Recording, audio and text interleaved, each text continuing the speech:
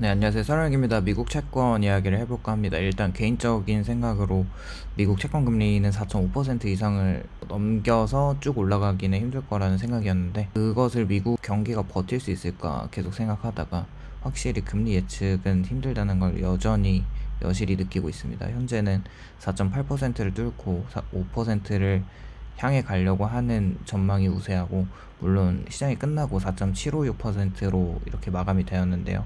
일단 시장의 분위기는 확실히 4.5% 부근에서도 미국 장기금리는 더 올라갈 것이라는 시장 전망들이 그동안 굉장히 많았었고, 12월 FOMC 전에는 4.5% 내외를 왔다 갔다 하다가 FOMC에서 연준의 매파적 스탠스로 바뀐 이후 채권 시장 분위기는 변했습니다. 일단 12월 미국 경기 지표들은 매우 좋게 나왔어요. 실업률은 4.1%로 4.3%로 올라가는지에 대한 시장의 주목을 받았지만 다시 실업률은 내려왔고요. 비농업 고용은 25만 6천 명으로 시장 컨센을 가뿐하게 상회하는 발표가 나왔습니다.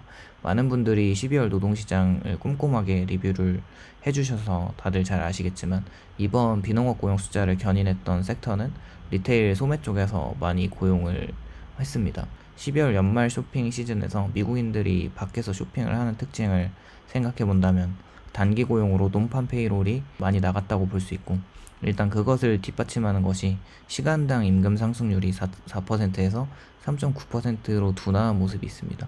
생각을 해보면 미국 경기가 계속 좋기 위해서는 제조업 기반에서 양질의 풀타임 일자리가 늘어나야 하지만, 확실히 내구재 제조업 일자리는 이제 뜯어보면 전월 비교해서 더 줄어드는 걸 알 수 있어요. 물론 일하는 시간도 내구재 제조업 기업들의 일하는 시간들은 또 줄게 나왔거든요.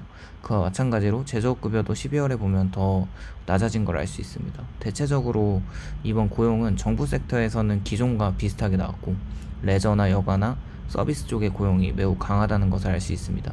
또 헤드라인을 보면 연준이 말하는 미국 경기가 너무 좋았고, 또 뱅크 오브 아메리카 같은 앞으로 금리 인하는 끝났다라고 이야기를 뒷받침하는 지표들이 발표되면서 10년물 금리는 장중에서 4.8%를 또 가볍게 뚫었는데, 채권 저가 매수세가 많이 들어오면서 4.762%로 마감됐습니다.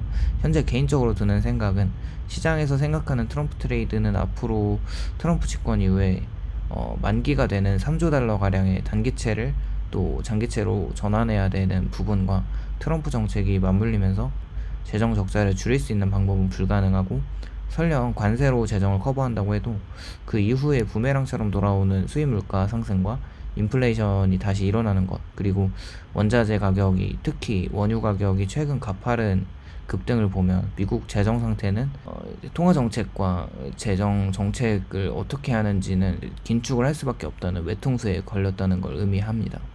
채권 자경단을 비롯한 헤지 펀드들의 미친 듯한 미국채 숏은 앞으로도 지속이 될 것 같다는 생각입니다. 그런 면에서 트럼프는 국가 비상사태를 선포하고 1월 20일 취임 이후에는 부채 한도 협상이 잠시 미뤄지긴 했지만, 앞으로 미국 부채를 어떻게 해결할 것인지 저도 좀 생각을 계속 해보고 있는데 잘 모르겠습니다. 많은 예측이 있고, 일단 개인적으로 미국 10년물 금리가 5%로 간다면 많은 투자자들이 다시 몰릴 거라고 봅니다. 일단 현재 4.75%에서도 저가 매수가 들어오는 자금들이 꽤 많이 있습니다. 일단 현재 악재밖에 없는 미국 채권이지만 그래도 이 정도면 괜찮지 않나?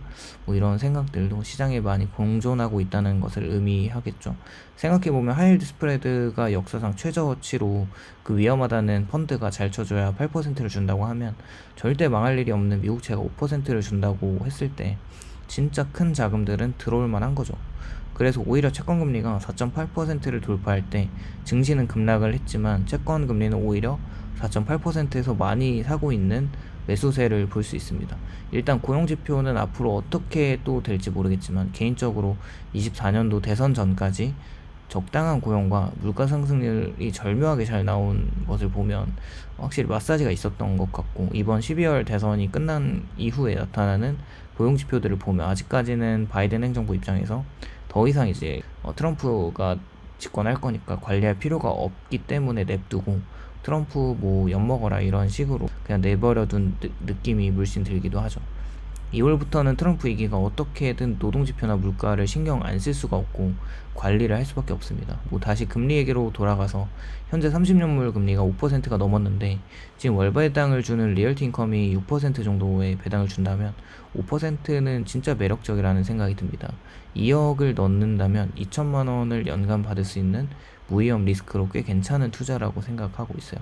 현재 단기자금 시장을 생각해보면 연준의 지속적 긴축으로 자금 경색이 일어나고 있고 그런 움직임이 계속 나오기도 합니다. 레포 시장에서는 하루 단기금리가 계속 기준금리보다 높게 있는 모습을 보면서 자금이 잘 돌고 있지 않는 모습이고 25년도를 생각해보면 상업용 부동산이나 점점 만기가 되어오고 롤오버 해야 하는 미국 채권이나 하이힐드 채권들 기업들의 리스크가 점점 더 가중될 거라고 생각합니다. 그리고 이번 1월 달에 또 일본 중앙은행 금리 정책이 어떻게 나올지 모르겠지만 점점 상승하는 물가와 너무 약세로 가는 엔화가 계속 올라가는 시장 금리를 생각해 봤을 때 금리를 또 인상하는 사이클이 이제 시작되지 않을까라는 생각이 되고 그런 부분에서는 글로벌에 풀려져 있던 엔화도 다시 일본 쪽으로 들어가는 거니까 자금 시장에는 유동성 경색이 나타나지 않을까 생각도 해봅니다. 25년 상반기 물가는 24년 상반기 물가를 생각해보면 물가가 다시 재반등할 거라는 우려와 물가가 조금씩 반등했었던 24년도 상반기를 생각해본다면 기저효과로 올해 상반기 물가는 조금은 안정된 모습으로 나올 것 같다는 생각입니다. 일단 앞으로 증시나 채권 시장이 어떻게 될지 모르겠지만 계속 엄청난 변동성에서 투자자들의 마음을 불편하게 하는 움직임이 나타날 것 같고 저도 이미 투자한 장기채권을 손절할 생각이 없고 이자를 받으면서 재투자하고 10년물이 5%까지 넘어간다면 나머지 자금들을 더 투입할 생각입니다. 지금은 압도적으로 미국 채권 시장을 부정적으로 보는 뷰들이 많이 있지만 23년도 연말에도 생각해보면 그런 뷰들이 그렇게 오래가지 않았다는 것을 생각해 볼 수 있습니다. 시장금리 5%를 지속적으로 경기가 버틸 수 있을까라는 생각을 안 할 수가 없는 거죠. 다들 멘탈 관리 잘 하시고요. 성투하시길 바랍니다. 오늘도 시청해 주셔서 감사합니다.